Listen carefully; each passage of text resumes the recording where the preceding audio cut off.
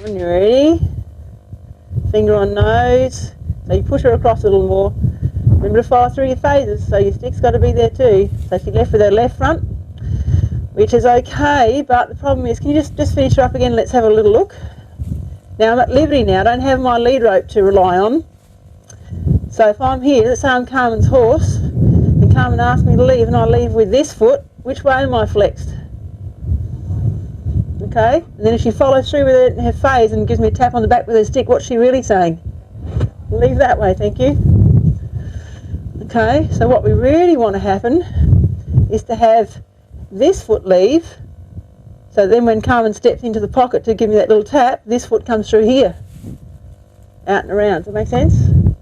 Okay, online we get away with it because we've got the lead rope there, but these are some little things that we can look at to get our liberty better. Okay, Carmen. So there it is again. Good job. Yes, Terry.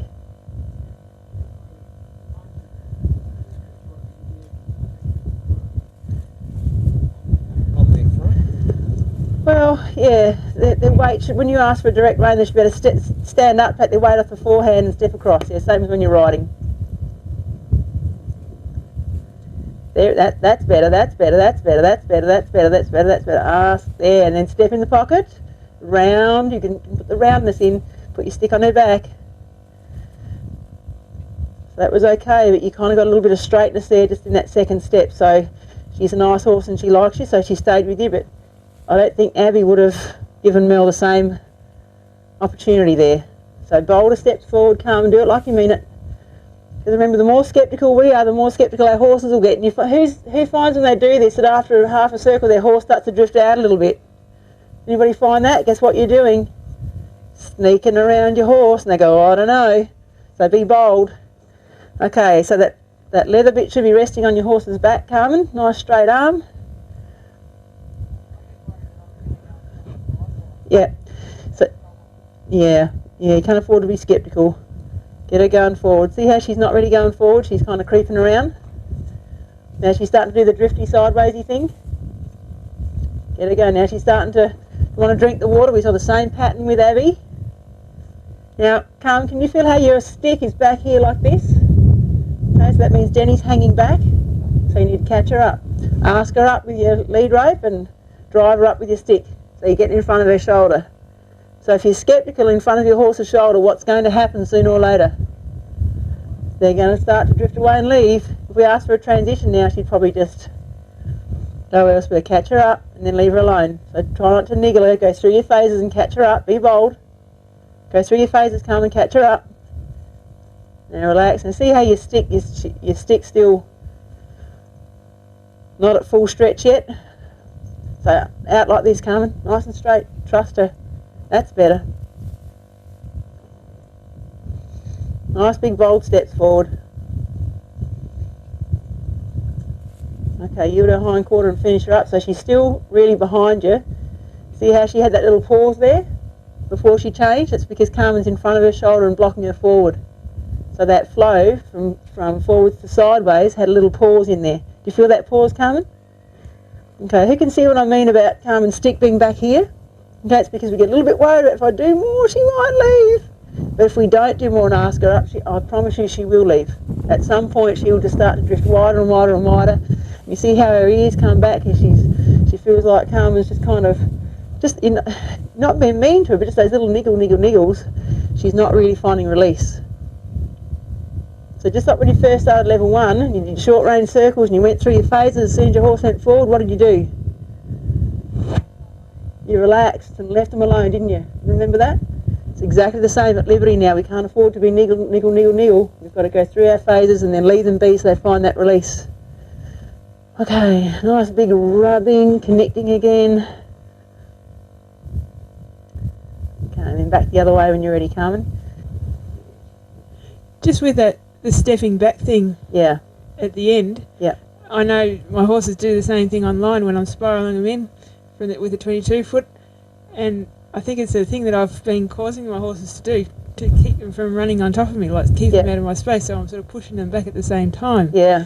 So you just got to get that little bit of a balance of Yeah. of, I guess, keep them spiralling until they're not pushing on you. Yeah. Is that what it is? Yeah, exactly. Because a true spiral will have a little bit of forward, but it won't mean that the weight's coming on the forehand. Yeah. What's a spiral for? Why do we get you spiraling?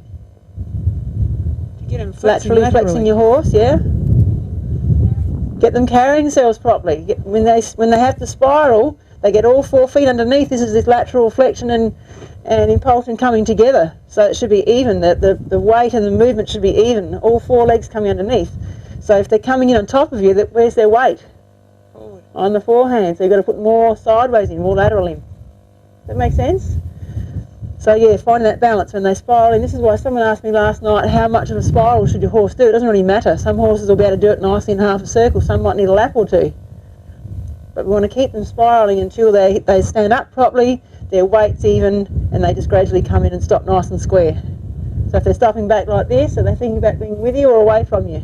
Away. Away from you, so you can't afford that one. If they're stopping like this, are they thinking about being with you or on top of you? On top.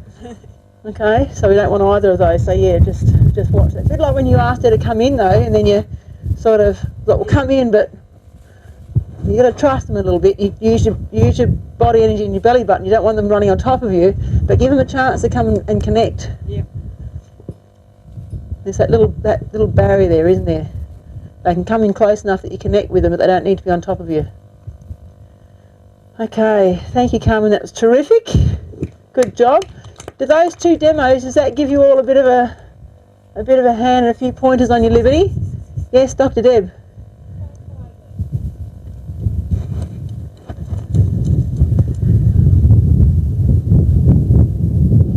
Just clarify that at the end of the spiral, the outside front foot is the last foot that you're looking forward to? It depends on how they finish. Okay. So we saw 2 examples similar.